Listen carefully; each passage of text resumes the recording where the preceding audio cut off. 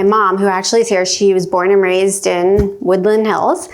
And she had a free will moment choice. I mean, these are sliding doors where, she decided not to sneak out one night, and the friends who did. She had already snuck out another night. She's no angel, but her conscience was catching the conscience did kick in the second or third time, but right? yes. But the night she didn't do it, they got in a horrible accident and left many of them severely damaged for life. I mean, so long story short, we all have intuition. We all have it. It's not just me.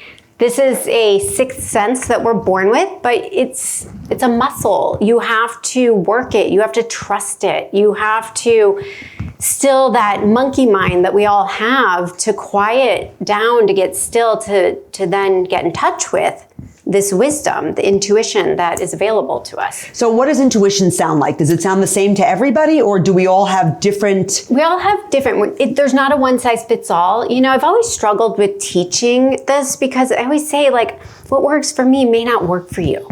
I love to share as a guide, this is what I do, and take it or leave it.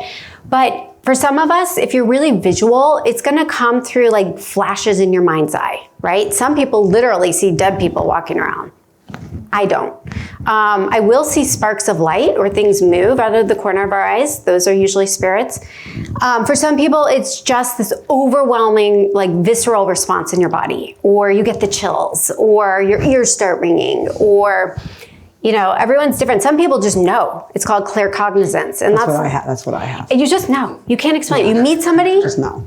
You just know. I don't trust that person. Right. Right? Yeah. Or that is a good human. Yeah. So that we all have it differently. It's a language, and you have to figure out what your language is, and then you have to start playing with it and almost testing it out.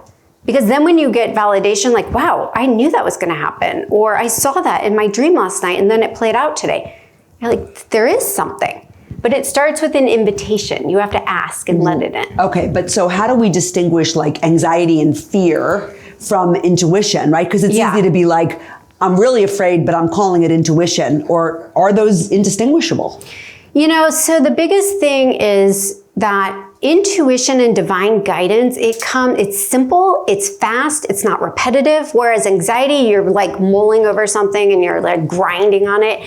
That's your mind. So mind thoughts are trailed, or they're exaggerated, and they're drawn out. Complicated. They're judgy, they tell stories.